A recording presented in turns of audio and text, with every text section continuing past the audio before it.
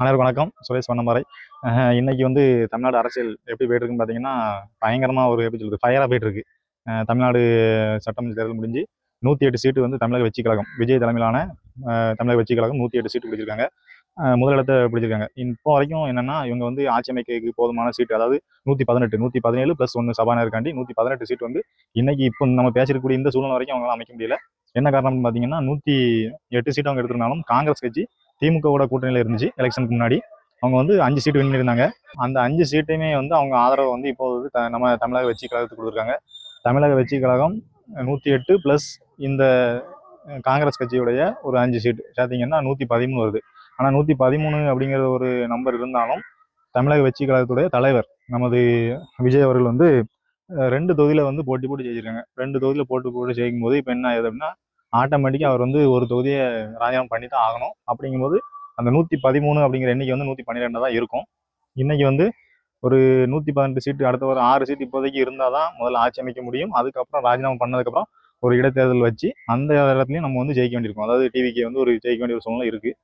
இது வந்து எப்படி சொல்கிறதுன்னா, ஒரு கிரிட்டிக்கலான கண்டிஷனில் போயிட்டு இருக்கு. இப்போ இந்த பக்கம் பார்த்தீங்கன்னா, திமுக அதன் கூட்டணி கட்சிகள் இவங்க வந்து தனியாக ஒரு ஆலோசனை கூட்டம் நடத்திட்டு இருக்காங்க. திமுகவோட எம்எல்ஏ அனைத்து எம்எல்ஏக்களையும் பிடிச்சி இன்னைக்கு வந்து ஒரு ஆலோசனை கூட்டம் இப்போ இந்த டைம்ல நடந்துட்டு இருக்கு. இந்த பக்கம் பார்த்தீங்கன்னா, அதிமுகவுடைய அந்த 47 எம்எல்ஏக்கள் இவங்க வந்து நேத்தே ஒரு எடப்பாடி அவர்களுடைய வீட்டில் வச்சு ஒரு மீட்டிங் போட்டு ஆலோசனை கூட்டம் போட்டுட்டு அவங்க வந்து நாங்கள் எந்த சூழ்நிலையும் தேவைக்கு ஆதரவு இல்லை, இப்போதைக்கு இல்லை அப்படிங்கிற மாதிரி சொல்லி முடிச்சுட்டு அவங்க எல்லாருமே அந்த புதுச்சேரி ரிசார்ட்ல வந்து தங்க வச்சு போட்டுருக்காங்க. இப்போ இது போக ஒவ்வொரு கூட்டணி கட்சியில் திமுக கூட்டணி கட்சியும் இருக்கு, அதிமுக என்டிஏ கூட்டணி கட்சியும் இருக்கு. இந்த பக்கம் ஐயுஎம்எல், அதாவது இந்தியன் யூனியன் முஸ்லீம் லீக் வந்து 2 எம்எல்ஏ வச்சிருக்காங்க. இவங்க வந்து தேவைக்கு ஆதரவு கிடையாதுங்கிற மாதிரி வெளிப்படையாக சொல்லி முடிச்சிட்டாங்க. கம்யூனிஸ்ட் கட்சி 2 கம்யூனிஸ்ட் கட்சி இருக்கு, அவங்க விசிகே இருக்கு. இந்த 2 கம்யூனிஸ்ட் கட்சிகளும் விசிகளும் வந்து ஆலோசனை செய்து நாங்கள் சொல்றோம் அப்படிங்கிற மாதிரி சொல்லி இந்த பிரச்சனையை வந்து இன்னும் அடுத்த நாளைக்கு எடுத்து கொண்டு போயிட்டு இருக்காங்க. இது நடக்குமா நடக்காதாங்கிறது நம்ம கையில ஒண்ணுமே கிடையாது. இந்த பக்கம் அதே மாதிரி பாத்தீங்கன்னா, அதிமுகவில் அம்மா மக்கள் முன்னேற்ற கழகம் ஒரு சீட்டு, அதே மாதிரி பாட்டாளி மக்கள் கட்சி அது 4 சீட்டு, இது இந்த மாதிரி இருக்கு. ஒரு பாஜக ஒன்று இருக்கு.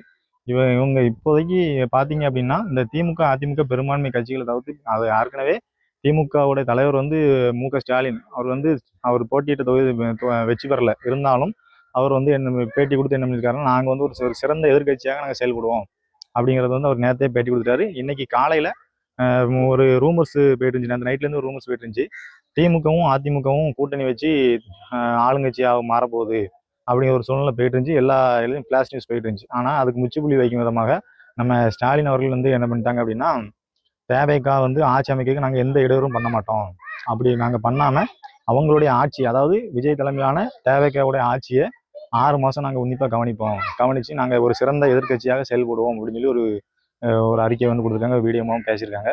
இந்த பக்கம் அதே மாதிரி அதிமுகவும் இப்போதைக்கு கொஞ்சம் எந்த ஒரு அறிவிப்பும் போடாமல் அவங்க வந்து நேற்று ஆலோசனை கூட்டம் முடிச்சதுக்கப்புறம் தேவைக்கு ஆதரவு இல்லைன்னு சொல்லி அவங்க தனியார் ரிசர்ட்ல எல்லா எம்எல்ஏக்கும் தங்க வைக்கப்பட்டிருக்காங்க.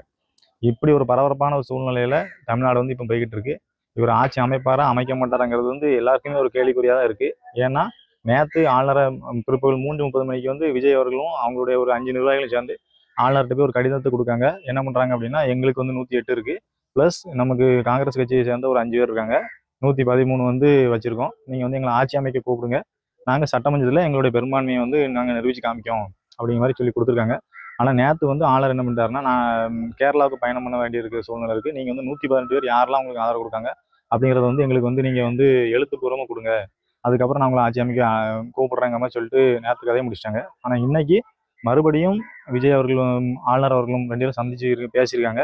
இப்பவும் அந்த மாதிரியான ஒரு கான்ட்ரவர்சியான ஒரு விஷயம் தான் போய்கிட்டு இருக்கு. ஏன்னா ஆக்சுவலி நம்ம வந்து ஆளுநர் வந்து செய்யக்கூடிய வேண்டிய ஒரு விஷயம் என்ன அப்படின்னா, அவங்கள வந்து ஆட்சி அமைக்கிறதுக்கு அழைக்கணும், அவங்க அழைச்சதுக்கப்புறம் சட்டமன்றத்தில் அவங்க பெரும்பான்மை நிரூபிக்கணும். இங்கே வந்து சட்டமன்றத்துக்கு போகிறதுக்கு முன்னாடியே இப்பவுமே நீங்கள் எழுத்துப்பூர்வமாக கொடுங்க அப்படிங்கிற மாதிரி ஆளுநர் கேட்டிருக்கிறதாகவும், இதுக்கு வந்து பல கட்சிகள் வந்து எதிர்ப்பும் தெரிவிச்சிருக்கு. பாஜக மூலமாக ஆளுநரை ஒரு காயா வச்சு தேவைக்காக ஆட்சி அமைக்க விடாமல் பண்ணுறாங்கிற மாதிரியும் ஒரு சில விமர்சனங்கள் வந்திருக்கு. பொறுத்திருந்து பார்ப்போம். இன்னைக்கு இன்னும் கொஞ்ச நேரத்தில் நமக்கு என்ன முடிவுங்கிறது தெரிஞ்சிடும். நன்றி, வணக்கம்.